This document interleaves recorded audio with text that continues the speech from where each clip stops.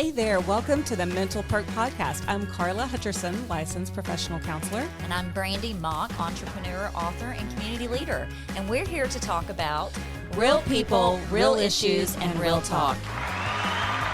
Welcome back to the show. Today we are here to talk, Karla and I are here to talk to you guys about the stresses of the elections and voting and kind of go through a historical information about where it all started and how things have evolved and changed so much. So we're so excited to have you on the show, and here we go. Yeah, we were just thinking about this. This is a really neat topic, I think, because I don't know that people really consider the impact of election years and how much that affects our mental health. But what Brandi and I were kind of talking about, maybe even earlier this morning, we were talking about how you used to have an election year, and after the election, everything just kind of died off. Not no more. Yeah, but I was like researching the changes since 2016 are so enormous. We don't ever get a break. We never get a break. By the time you're done with this election, then you got the impact of accepting the results, and then you're into midterm elections.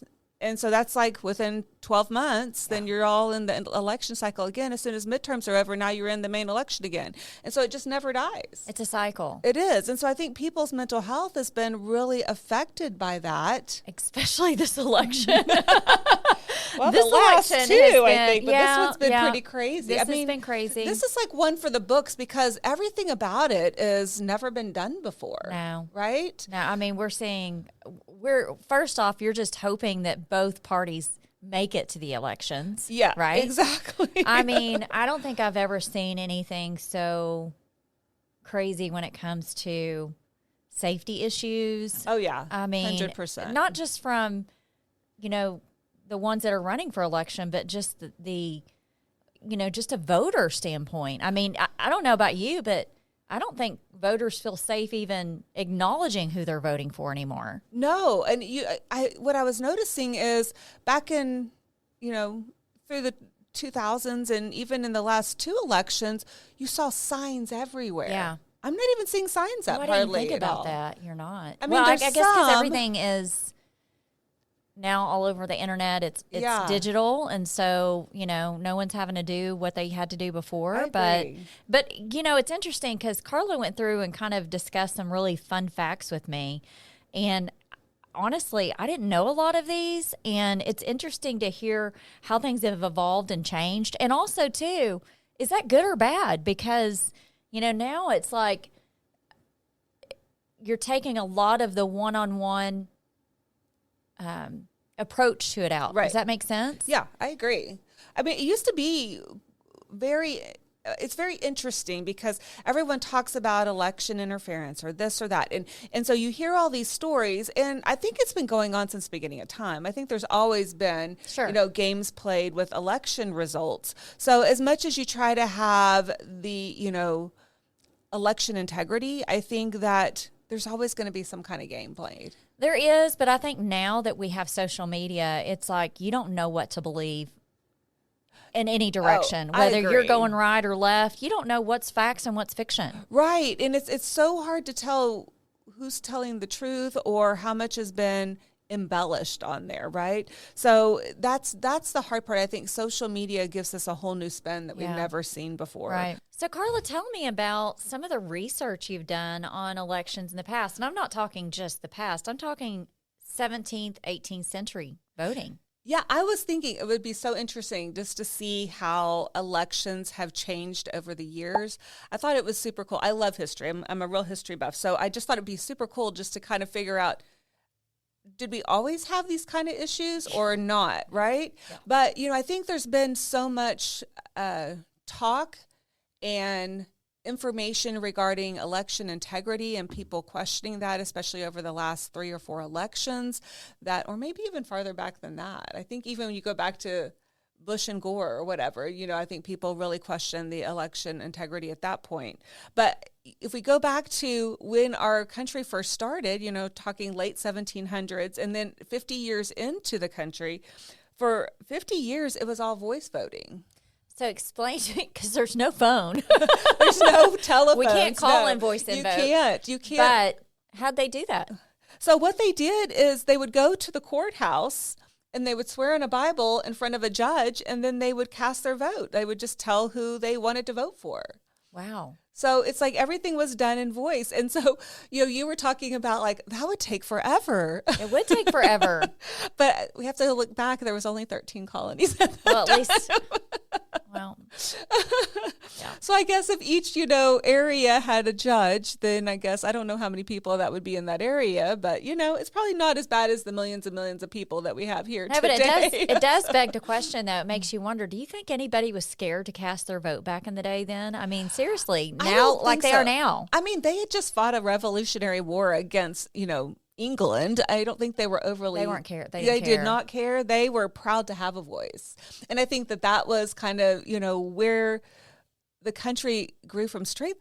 They beat a big old country. They beat England. It was a powerhouse. Yeah. And they did it through their grit and determination, right? So, of course, they're like, I'm proud to have a voice. I don't have to be punished for that. Now we're punishing each other for having a voice here within our own country. Yes. And so I think we've gotten away from that, to have the courage to speak, to know what your values are, to know what you believe is right or wrong.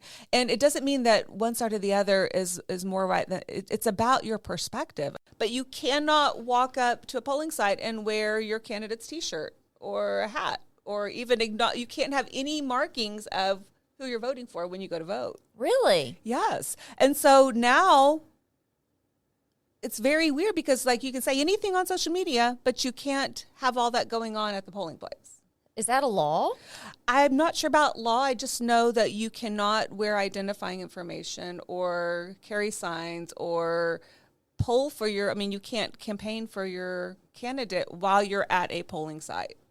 That's crazy. Yes. But back then, in the beginning of time, they did all that wherever. Well, they did it. I don't think they had as many guns. And they had a lot of guns. They were muskets. But yeah, I'm just saying, I mean, it probably felt a little safer back then. I don't know. I mean, it's a little, I'll be honest with you, what we're seeing nowadays is scary. And I say it's scary just because, the freedom of speech that we have always felt like we are protected under, I don't feel like it's as protected as it used to be. It's almost like you're scared to say anything because it could be held against you. Well, and or misconstrued. Misconstrued. It can be offensive when it's not meant to be. It can be, and then it leads to the whole cancel culture, which is what many people are really scared of. I noticed this a lot from 2020 or 2016 to recently, but I also see a pushback on cancel culture. Well, I hope so. Yeah, I see more voices coming out and saying what they think, and they're not as worried about cancel culture, right. At least what I see on social media. Right. So, I mean, you're seeing more people who have name recognition actually taking a stand. Yeah, and then, I think it goes back to, too, I don't know about you, Karla, but I'm one of these people that if you're doing your job and you're protecting the best interests of our nation, I really don't care what side you're on. I just want us to be protected. At the end of the day, if something happens to the United States, we need to all come together and realize that this is a nation of all. I agree with that. And we've seen that happen over history. You see where, you had Republicans and you have Democrats, and they agree about political issues, right, or, how to manage the country or manage the finances. However, they always stand together when it comes to crisis. Right. Or disasters. You saw people being able to come together in the face of danger. You see people come together in the military. Right. But right now there's such a divide that I don't know that we're coming together, and I think that makes our country weaker. It makes us so weak. You brought up the best point, I think, is when other countries around the world see the divisiveness that our country is going through right now, it makes us ripe for something to happen. And I just hate thinking that because of you've got to let, I go back to the feelings aren't facts, right? Yes. Feelings are not facts. Facts. Just because you feel a certain way about a candidate doesn't necessarily make it a fact to all people. Correct. And so I think it's important for people to really hone back on their feelings and think about the facts. What's going to secure this nation? What's going to give us our safety? what's going to help us grow from an economic standpoint. Right. I mean, there's so many ways to look at this, and we've got to take the personal out of it. I agree. I mean, I think you're going to have your personal feelings about certain issues. Sure. And I think that's what makes America great. It does. Is that you have the right to feel whatever you're feeling about a certain issue. But I think that we then take that right and we're changing it to something else. So I can go say and do whatever I want to somebody because I have the right to speak it. Right. Right. But I mean, I think as human beings, do we really have the right to just be ugly? I think where it stops, and I think we've seen a lot of this, is, you know, I've always said seek to understand and seek to be understood. We get to this point of being so decisive and not agreeing with each other that we don't actually take the moment to sit down and go, okay, well, why do you not agree on this? And why do you not agree on this? And let's figure out how we can compromise and how we can understand each other and why we stand and why we are so passionate about a certain topic. Oh, absolutely. And I think, you know, we talk about mental health issues, and one of the ways that you build communication in any mental health issue situation is by validating the other person, right? And validation does not mean I have to agree with you. Validation just means you're heard. I see you. I see your perspective. And if we can do more of that, because we all come from different walks of life. Mm-hmm. So what experiences you've had may not match my experiences. So we come to different conclusions. Right. So people in different parts of the country are going to vote differently based on their experiences, based on their history, based on their family, based on their religion, based on their past. And so we can't apply my principles to your principles. And I can't say that yours are wrong and mine are right because I haven't walked in your shoes. Right. So if we can just kind of open the door and see perspective, we probably can take away a lot of the divisiveness. We probably could, but you know, it gets to that point of, do you want to, right? Yeah. Do you want to? And I think, you know, honestly, there's parts of me that are excited about our youth growing up in this time and age. And there's parts that really scare me because a lot of the facts and a lot of things that we used to get were not construed with social media. We're not construed with, you know, cancel culture. Yes. You know, back in the day, if your feelings were hurt, you sucked it up and you moved on. Yes. And now it just doesn't happen that way. Now it's like the majority of what people say is what majority of people go with, and they're not actually doing a lot of critical thinking on their own. Right. And I think that's scary. I love when I do see shows or I do see interviews where you have people from two different perspectives and they're actually having logical, calm, intelligent conversations. Yeah, without like putting each other down and, you know, not talking to them. I mean, literally, I have friends, and I think you see it on social media, that if they know you vote a certain way or you feel a certain way about a candidate, they'll just stop following you or they'll stop talking to you. I'm like, come on. I mean, it's politics and religion, right? The two things people say never to discuss. Why is that? It's because we cannot continue. We can't get over it. We can't figure out how to agree to disagree with each other. Right.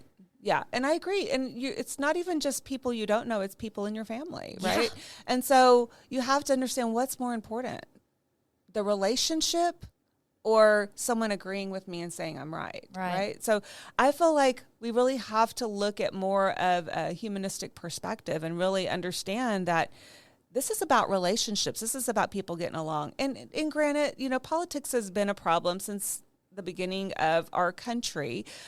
People didn't always get along. I mean, you look back in the days, I think it was Jefferson, didn't he have to duel with somebody? You know, who knows? They used to pull out their guns or whatever. You know, the back up and walk. Take 5 steps, turn around and shoot. It's the fastest one's going to win, right? But, you know, so there's been disagreements. There's been political controversy since the beginning of our country. People have been assassinated. People have been shot at. So it's not like it's never happened or that there wasn't divisiveness, but I don't feel it was as intense as it is now. I don't know. I mean, you say that and you think about, like, I go back and think the North against the South. I know. I mean, we were fighting each other within our own country. Right. And I still cannot wrap my head around that at all because I'm like, it's senseless to me, right? Right. But now we're not fighting the North against the South. Now we're fighting amongst each other. And at the end of the day, it's the right versus the left. Yeah, it's like, I guess that would be your North and your South. Yeah, then. exactly. So it's just a hot mess that scares. It is scary. At the end of the day, I think it's scary because I think that, we're moving into an area that could divide us as a country in itself. And that it has, basically it's a 50-50 country, right? Because it's like half and half. And I feel like as much as people have grown and society has grown and technology has grown, you would think that we would be able to have conversations without hate. Well, you would, but... And we also are more understanding of mental health issues. We're more aware of people's feelings. It used to be like, well, if you feel that way, buck up, Right. But it's not... I mean, people are now taking into consideration people's mental health, and that's kind of an advance to what it used to be. I think it is an advance, but I also think that, the cancel culture and the coddling, I think sometimes, we've made it to where, your feelings they matter, and, your mental health obviously is a priority and it's important, but I think sometimes people are starting to take advantage of that, if that makes sense. Oh, 100%. I think they're using that as a cop-out or as a, and honestly, let's get to the point of elections, which, to be honest with you guys, I don't know about you, Karla, it can't happen fast enough for me. Oh, I agree. We're done 20-something days. I can't wait. I may not agree. Let's say we don't agree on the outcome, right? Right. But at the end of the day, we have to trust the process. We have to trust the process and trust that the votes were cast, it's for the best interest of our country. Yes. And to let the leader lead.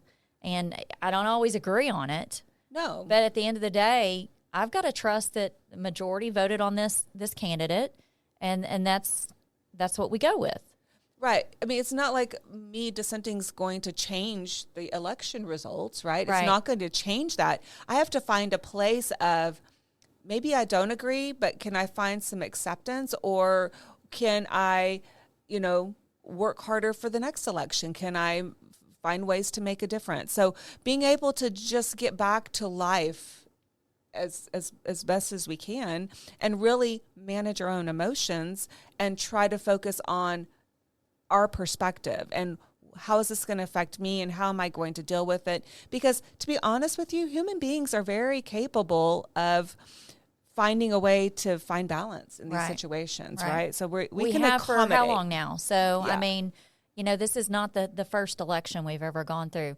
I do think, and if you were to go back in the day, long ago, I mean, there were protests. Oh, yeah. But tons. I don't know that it's gotten to the level it is now with the violence and the outrage and the meltdowns. I mean, I really, you see adults acting like 2-year-olds on the floor. Oh, I know. I mean, exactly. Like there will be people in the streets just melting down. I think that is the huge difference. I think people have been disappointed in election results. I think people have been upset and angered in the past when their candidate doesn't win, but we don't see the taking to the streets and destroying things and destroying our history, which is something that breaks my heart because I'm such a history buff. I love history.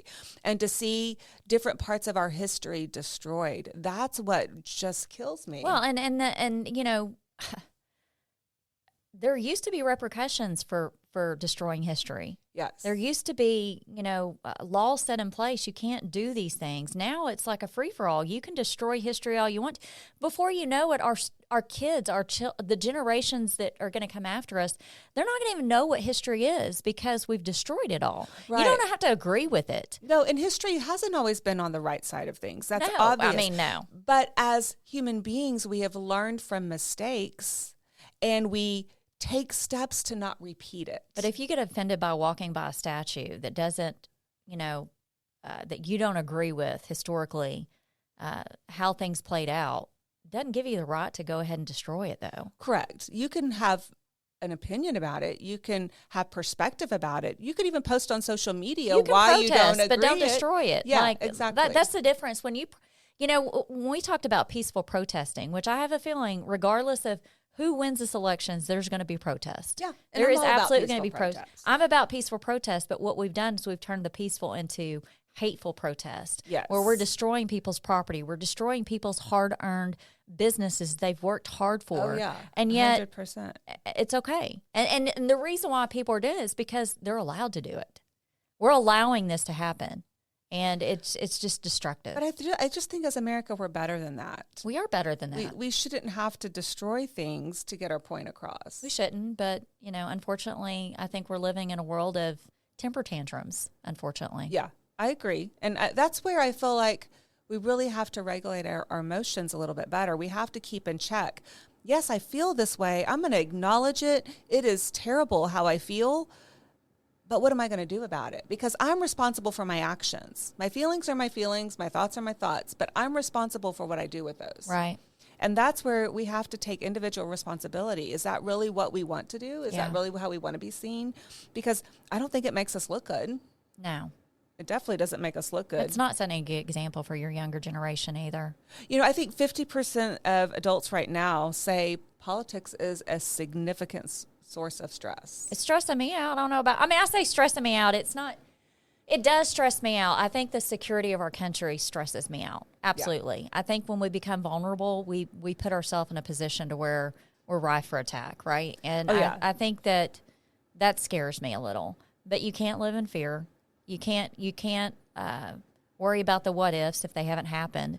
But I think what stresses me out is knowing that we didn't have secure measures put in place to avoid it. Does that make sense? Yes. And I think that's where we're at right now. I think we're at a position to where we look so weak to other countries that it scares me a little. I think this is a place for America to grow in general. I feel like if people can get outside of those emotions, and you talked about those emotions, and they're very multifaceted. We're talking worry, sadness, despair to outrage, anger, frustration, and there's so many more emotions. But I think if we can check in those emotions, acknowledge that we're feeling that way, and then figure out as a country, how do we move forward so that we don't let our feelings get in the way of us securing our nation. Yeah. Because we cannot have strength through feelings, right? Our feelings drive us to do things. Like if you think about a feeling, they all have a function, right? So if we have a function, let's say anger. Well, am I going to use that anger to promote goodness, or I'm going to let that anger destroy, right? So through our anger, through our disappointment, through our outrage, and whatever the situation is, how do we make things better rather than worse? Because that's where we have power, is how do we choose to make things different? How do we make our elections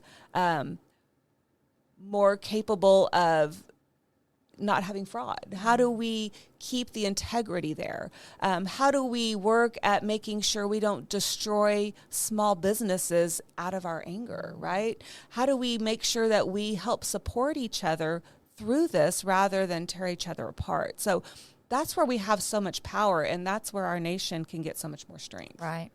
So I feel like this is an opportunity to not let this destroy our nation even more, but for people to take responsibility and choose their behavior wisely. Right. And I think that also we see that it really does take a toll on our mental health.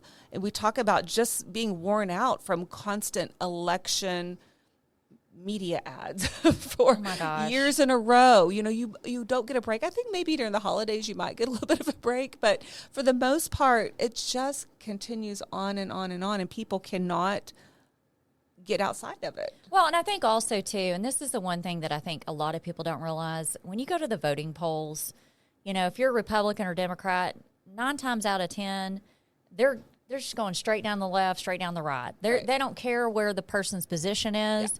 And I really try to go out of my way to figure out who's up for election, what their standpoint is on laws, and where they stand on as far as, just the person's rights and freedoms. As far as judges, it's not, people don't realize that elections are not just about your presidents, that are running. It's also, too, about judges that are running. Oh, yes. And a lot Local of that. City councilmen. It starts at the very bottom. Oh, yeah. Right? And so if you've got a judge that's letting criminals out left and right, and you're a Democrat or you're a Republican, I'm going to vote for the person regardless of the one that's not letting the criminals out on the street to reoffend. because it's like a domino effect, Police officers are not able to do their job, or they do their job and they turn around and they get put into the court system, whoever was charged, and the judge lets them out. Well, guess what? It's exhausting. It's stressful for everybody on every level, if that makes sense. And I think your point is really valid, that it really starts in our communities. When you go to the poll, you're voting from community up through president. Yeah. And so really understand your community, understand your neighbors. I think that's where we see so much polarization is there used to be so much connection amongst community. Right. And you knew your neighbors, and you didn't have to be on the same political side, but you knew your neighbors, and you had neighborhood parties and things like that. But now everybody sticks to themselves. Yeah. And if they know someone thinks differently than they do, many times they don't associate with them. I know. Right? So crazy. We're missing that community. Then we're missing it at the state level. Right. And then that takes it into the national level. So people are not feeling connected. And that's where we see a difference in our country. That's why I feel like we're so much more vulnerable. We are. Than we have been in the past. Because we don't have to be, but we are. Right. And again, it goes back to seek to understand, seek to be understood. I think, if you could get the world's best counselors, Karla included, of course. Thanks, Brandi. You're welcome. And get them at a round table with all these politicians.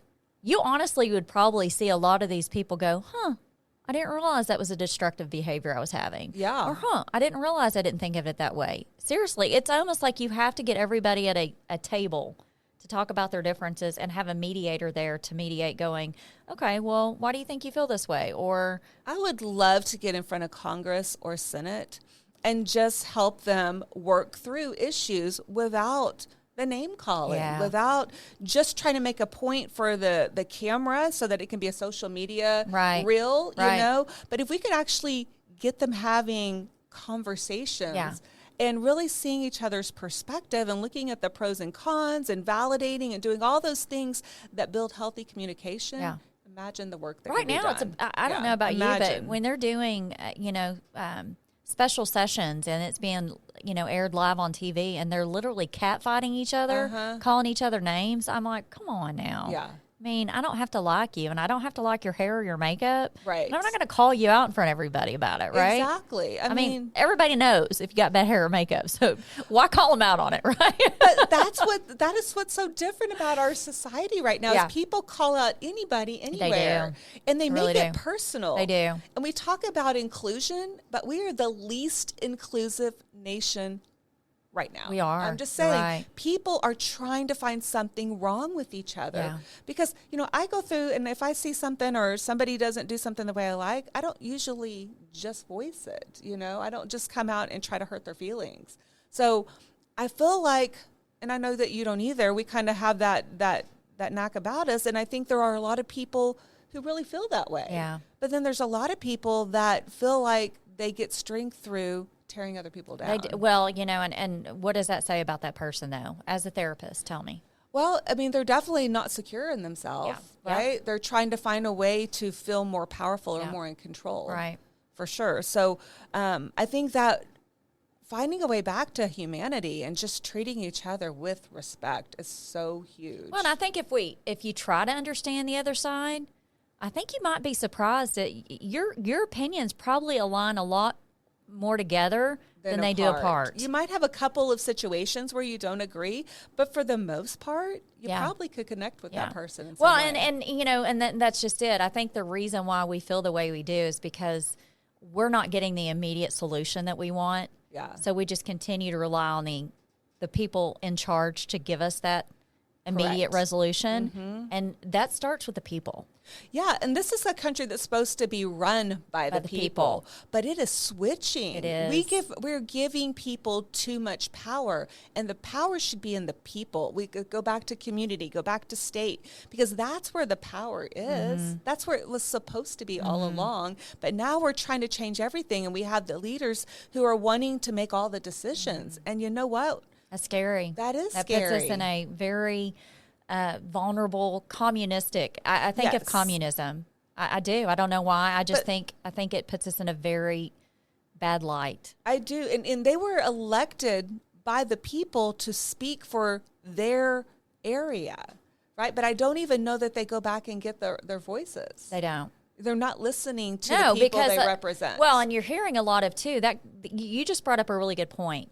I think a lot of people that we're seeing run now are running off of what they feel the people want, and then once they get into office, it's totally opposite. And so you've got a lot of anger and a lot of people that are very they're confused, they're hurt. I voted you in based on what you said. Now you're doing polar opposite. And it's scary because what does that say?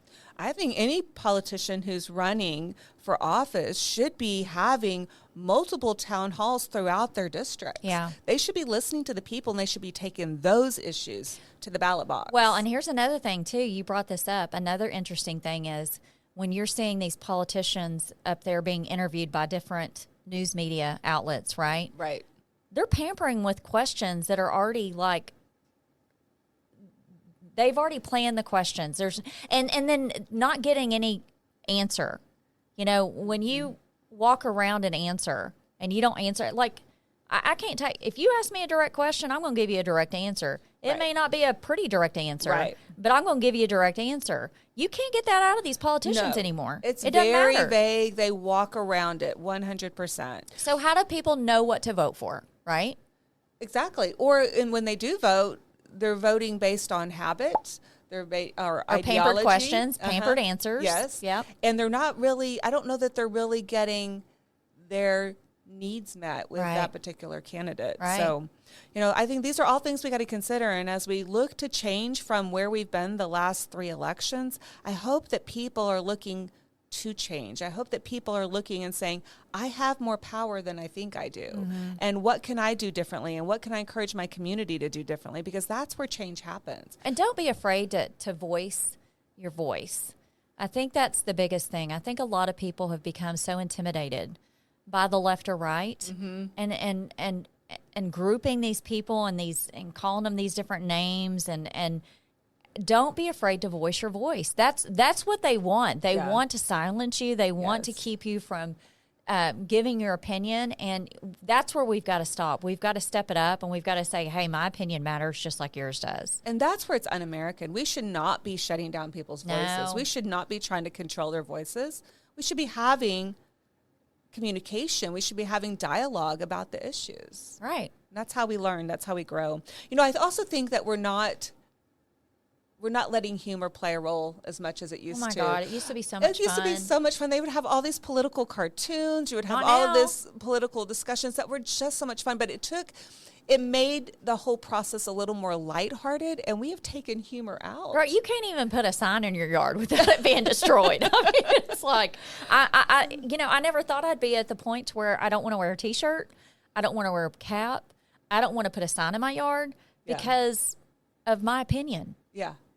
The cancel culture, all of that is just it's so real. And who thought we'd live in an America like this? Well, it's not the America that people have fought for many generations. And, right? again, you say that, and our generations to come are not going to understand the love and the fight we had for this country. Yes. Because it's going to be so predicted, if that makes sense. But I tend to look at the glass half full.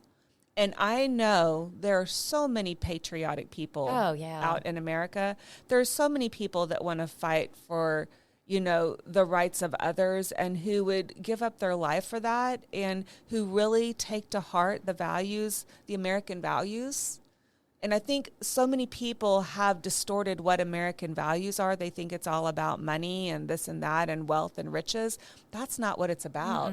It's about opportunity. Yeah. It is about opportunity. It is about freedom. It is. And those are the things that every American can get on the same page about. Yeah. Because everybody wants opportunity and to improve. Right. Everybody wants to improve things for their children or their grandchildren. So I feel like we do have so much we can agree on. Nobody wants to go backwards. No. Who wants to go backwards? That's why we learned from those mistakes. We don't want to go do things the way we used to do them. We want to advance and grow and develop and give people more and more opportunity. And I think that's where we all have to get on the same page. It doesn't matter which way you believe that should happen. It's still a common belief. It is. Yeah, you're right. 100%.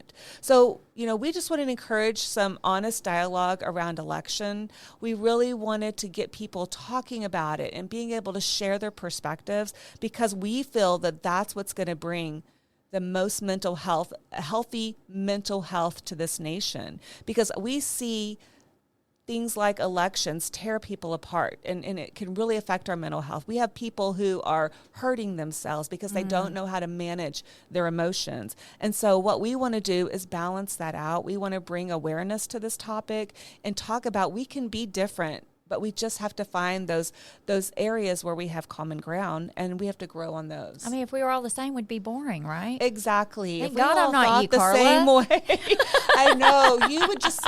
Your whole life would be better, Brandi. So we do want to encourage healthy conversation. We do want you to encourage you to connect with people in your community. Yes. Talk about these things. Be open to discuss your values and understand that people may differ on certain issues. That is okay. It's okay to be different. I mean, Brandi and I so much disagree on things you put ketchup on. Yeah, we do. And some of it, I mean, literally makes me want to barf, the things she puts ketchup on. But I still love her the same, and I still let her talk about it, and I don't shut her down. She's still trying to counsel me, y'all. But really, guys, get out there and vote. Know that your vote matters, and your voice matters. Your voice matters. Set your feelings aside. Know that if your candidate didn't get voted in, it's going to be okay. It's going to be okay. We're going to get through it. Even though you feel like sometimes it's not going to be okay, it's going to be okay. Why? Because we're a nation of people that believe in taking care of our own.